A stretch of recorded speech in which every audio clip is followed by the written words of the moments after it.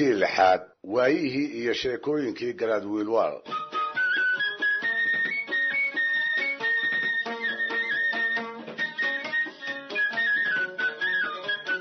dhegaystayaal malahayga sheekooyinka la yaab kale ee wiilwaal loo saariyo kuwooda ugu caansan waxaa ka mid ah tan ay Soomaalidu u taqaan dibiga naasa adag.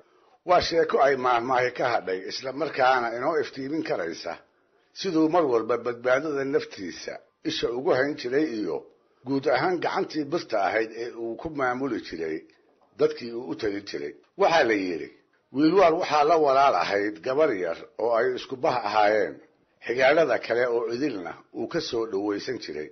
mar walba isaga ayay la socon jirtay, isaga ayay xoolaha la dhaqaalayn jirtay, gaar ahaan intii aanu dhuubka boqortooyo hanan ee garaannimada aan loogu dhawaaqin.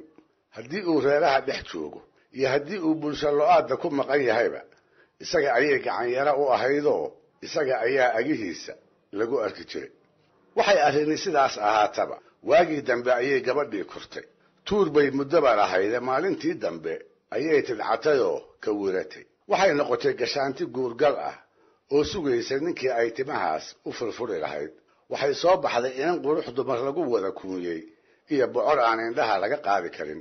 xilligii la xodxodan lahaa oo guurkeeda ay barbaartu u tartami lahayd ayay gaadhay. sida gabdhaha la ayniga ee ay isku filka yihiin ayay waxay u bislaatay ragga gayaankeeda ah maalintii ay ka dhex dooran lahayd kii ay oolidiisa noqon lahayd, dabadeedna ay carruurta isu dhali lahaayeen.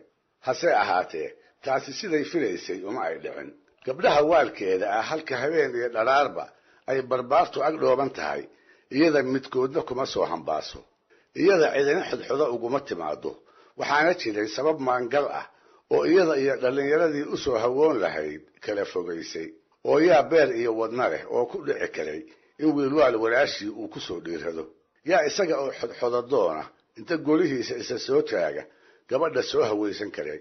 nin waliba warmaha wiilwaal intuu ka baqay ayuu walaashiisna ka maarmay kana fogaaday.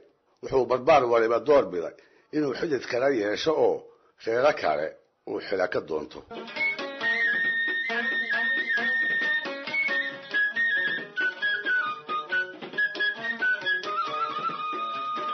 ina ragsa ma quustee wiil baa isa soo kilkilay, wiil baa soo bareeray, wiil baa ku tashaday rag oo idili gabadhaa uu ka maagay inuu isagu isku biimeeyo.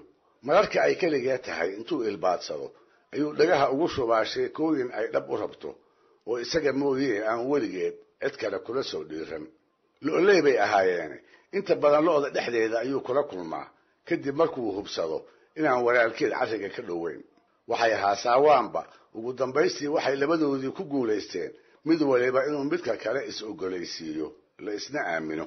ha yeeshee waxay mugdi iyo dhuumasho ku kulmaanba waxaa la gaaray wixii ay muddaba isu sheegayeen markii ay ka dhabayn lahaayeen. waxaa la gaaray markii ay yeelan lahaayeen aqal ay nin iyo ooridii ka yihiinoo ay qoys ku noqdaan. waxaase ka murugtay riyadaas macaanka badan tabtii ay ku rumayn lahaayeen. mar waxay ku tashadeen barbaarku inuu wiilwaal toos ugu tago oo af muggii uu gabadha ku weydiisto. mar labaadna waxay isla heleen wiilwaal inay u daldaayaan oo degaankoodaba ka cararaan, dabadeedna ay dhul shisheeye isku guursadaan. sidii ay midba mar u faranqaynayeen ayay ugu dambaystii waxay istuseen in labadaa talaba ay maankooda ka saaraan ayna iska iloobaan. waxaa u caddaatay inaan midina suuragal u noqon karayn. maxaa yeelay waa mare waxaa hubaal ah inanka guurdoonka ah inaan naftu in badan ku sii jirayn hadduu geesinimo iska dayo oo inta wiilwaal hor fadhiisto uu walaashii ka doono. wuxuu u qaadan lahaa inanku inuu isaga isla soo simaayo, markaasna kurka ayuu hor dhigi lahaa. dhinaca kale wiilka iyo gabadhuba waxay garan waayeen geyigan uu ninku baarqabka ka yahay dhul aan ahayn oo intay isku guursadaan ay kaga nabadgeli karaan kuna dhaqmi karaan. si alla si ay wax yeelaan ayaa laga madoobeeyey. ilaa haddana sheekadoodu waa qarsoodi oo labadooda unbay ku eg tahay. cid kale oo la ogi ma jirto.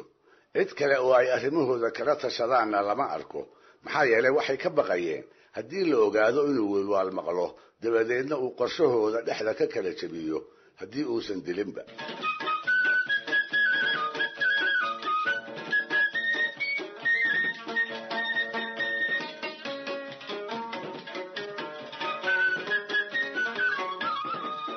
ugu ugu dambaystii waxaa tala keentay gabadhii oo jacayl darani uu ka saydcaleeyey dhowr cisho oo isku xigta ayay barbaarkii waxay ka dhaadhicinaysay walaalkeed wiilwaal oo ifka saaran inaan guurkoodu sina meelmar u noqon karin markaas buu ku yidhi ma waxaad u jeedaa inaynu iska sugno inta uu ka dhimanayo markaabay ku jawaabtay maya maya dhimashadiisa ma sugi karayno inankiibaa inta su'aal kale ku celiyey ku yidhi maxaynu haddaba yeellaa dabadeedna iyada oo aan la gaban ayay ku tiri waa in la dilaa oo weliba aad adigu gacantaada ku dishaa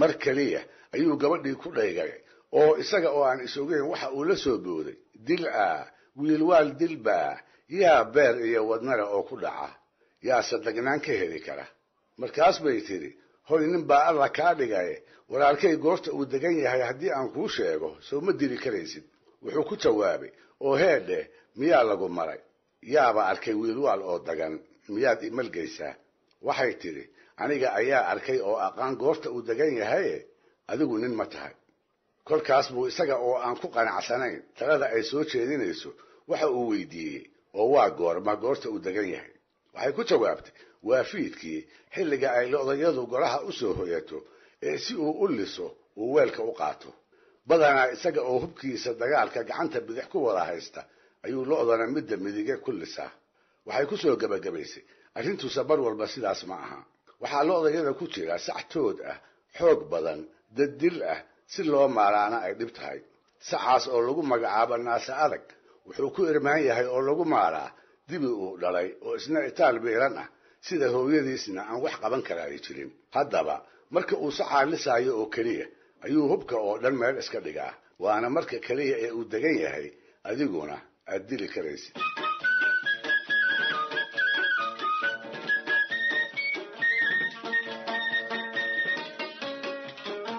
sidee haddaba taladaas iyada ah uu inankii kaga jawaabay maxaase xigi doona bal wax dhowr